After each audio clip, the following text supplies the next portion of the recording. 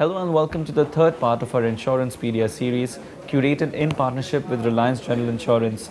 Now, a lot of people wrote in to us after the first couple of videos went on air to help them understand and to help them simplify the claims process and to help answer the question of what should one do when they are in an accident. And to help us do just that, we are joined today by Ms. Lakshmi Sundar, who is the head of motor claims at Reliance General Insurance. Ma'am, thanks a ton for joining us. Hi Anvesh, good to be here. Thank you. So let's just jump into it. What should I do immediately after I have an accident? This question would be there in the mind of most people who meet with an accident for the first time. So the first thing is, please don't panic. Accidents do happen on the road and it happens for various reasons. So one, if there is someone injured, then please immediately rush them to the hospital. Do not get into whose fault it is. So please try to save their life and get them to the hospital. If there are injuries, you need to go to the nearest police station and report the incident. Okay. 3. Notify your insurance company immediately. These are the 3 quick steps that you need to do immediately after an accident. Okay, you mentioned notifying the insurance company immediately. What if the accident happens at late into the night or early on in the morning? Is there a toll-free, 24-hour toll-free number? In fact, there is a toll-free customer care number which is available on the policy copy. So customers can intimate the claim anytime from anywhere and they can call up the call center. Alternatively, the next day they can even take the vehicle to the closest repair shop. If that workshop happens to be in our cashless network garages, then the network garage can intimate the claim even online. A list of cashless network garages is available on the website of the company. So the time as such of an accident really shouldn't influence your decision to inform your insurance company at all? It is necessary to intimate the company immediately. Okay. However, we do understand that there are certain circumstances where the customer will not be able to report it probably within the next few minutes or a few hours. So insurance companies are generally very considerate because we also understand the situation. Day in and day out, we see accidents happening. What about the vehicle itself? Suppose it's still in a running state. Should someone who's involved in an accident continue to drive that vehicle? No, actually there are certain things which a customer has to be careful about. One is you do not delay the intimation. Second is you do not delay the repairs. Please take the vehicle immediately to the closest repair shop, because when you continue to use the vehicle because it is in a motorable condition, there can be an aggravation of loss. So do not continue to use the vehicle.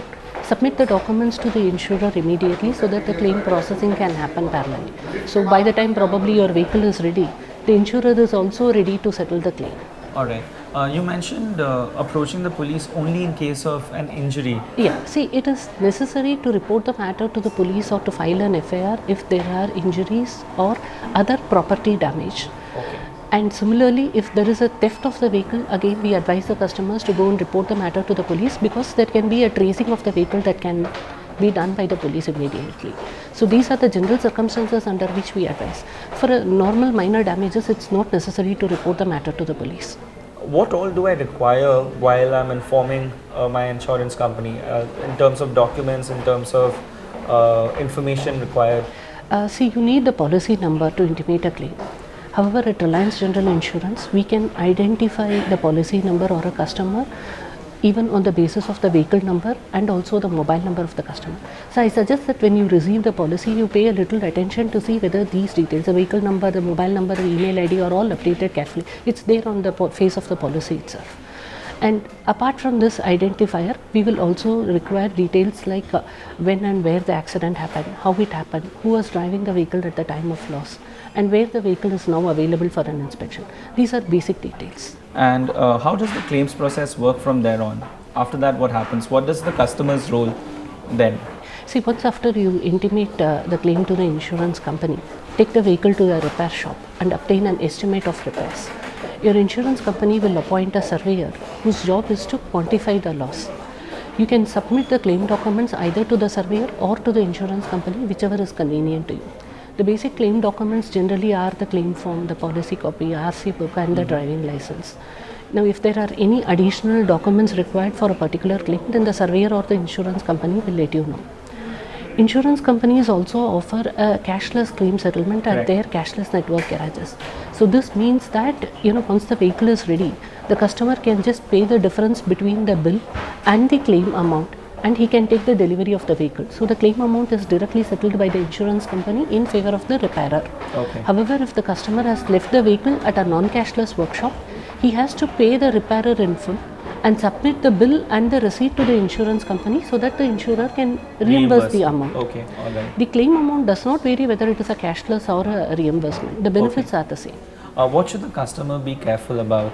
Are there any pointers that need to be kept in mind while doing this process? You need to be careful about 5 things. One is, do not delay the notification.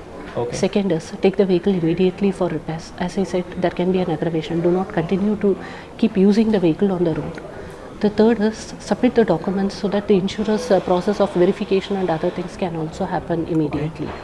The fourth point is, choose your repairer carefully. In case you need help, the insurer will be glad to assist you with one from their network. Okay.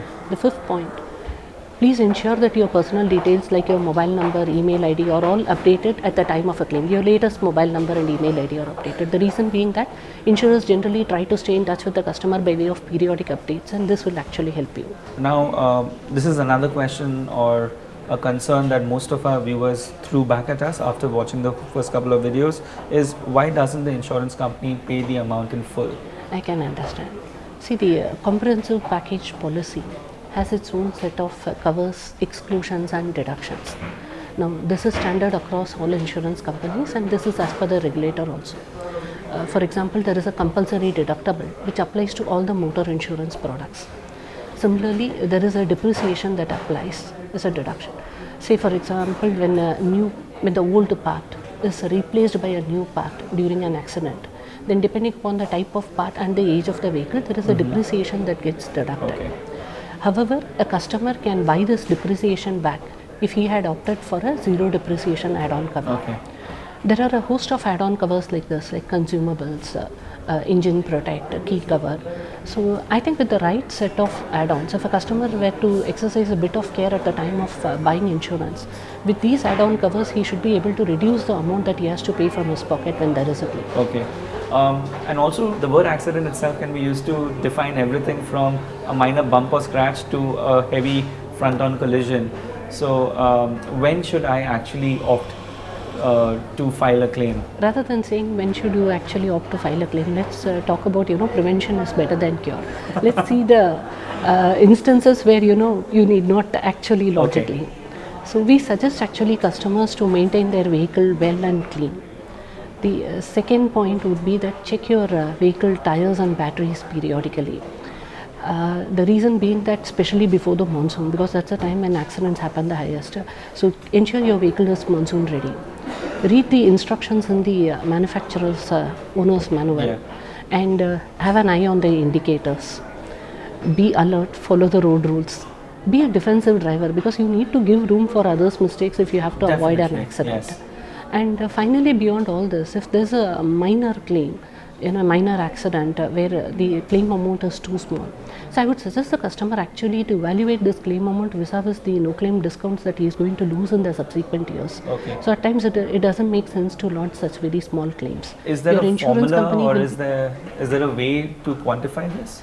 See, your insurance company will be able to advise you on the same, because it depends upon the type of the vehicle, the claim amount and the percentage discount slab that the customer is at. Even if it's a minor bump or a scratch, one can call up the insurance company and You ask can for always advice. notify the claim, but then the surveyor who comes will definitely advise you on whether you should go for the claim or not. Okay, all right. Should I lodge a claim in my policy even if it was another driver's fault? You can lodge a claim on the other driver's policy also, but then this becomes a third party claim under the other vehicle's policy. Okay. Now when it is a third party claim, you may have to adopt a legal route. One is because you have to prove that it was the other person's fault.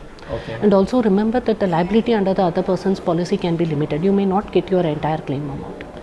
In India, amongst the insurance companies, there's a knock for knock agreement, which means that when two vehicles are involved in an accident and the two are insured with different insurance companies, then the insurers pay for their respective losses irrespective of whose fault it is. Okay, all right. So this is to ensure that we reduce the litigations and also to ensure that customers get their claim processed very fast. Okay. So it's wiser to go with the second option. All right. And can you help us understand how the claims process itself has changed over time? Now with so much technology coming in, and it's become easier to inform people. So Yeah. has that helped the claims process as well? Definitely. See, we understand customer anxiety when there is a claim intimated. So first we try to keep them updated of the entire claim process. In fact, it's a part of our claim form also, which can be detached and kept. There are emails also sent with the claim procedure. Similarly, we try to keep the customer updated by way of messages and mails. The claim status can be available, the claim status is made available on the website of the company. And in fact, over a period of time, a lot of the sub-processes within the main process has been automated, and this has helped us reduce the turnaround time and also made it error-free. Now, recently we embarked on a video streaming, Okay. where there is a real-time video streamed of the accidental vehicle to the surveyor who is sitting in office. So there can be a desktop assessment. So the travel time is avoided. The repair work order approval can be given immediately. The repairs can commence faster. Okay. It's actually beneficial to all the stakeholders. Okay. Cashless is the future now. Yeah. It is the it's a shortcut, no doubt. However, we also have a electronic fund transfer, and we have Aadhaar based payments by which even Okay. reimbursements are equally seamless. So for the cashless network garages, we have a garage portal. So this portal has got a host of features, like you can intimate the claim, you can have a real-time view of the status, the garages can download the reports, they can download their TDS certificates. There are a host of features available for our cashless garage network also. So thereby, transacting business with the insurance company is now faster, smoother and transparent. So all in all, we really hope that none watching this video ever get into an accident. But even if you do, don't panic, because your insurance company has your back. Is that the right thing to say? Yes, and happy driving, safe driving. All right. With that, we conclude this video. Thank you so much for watching.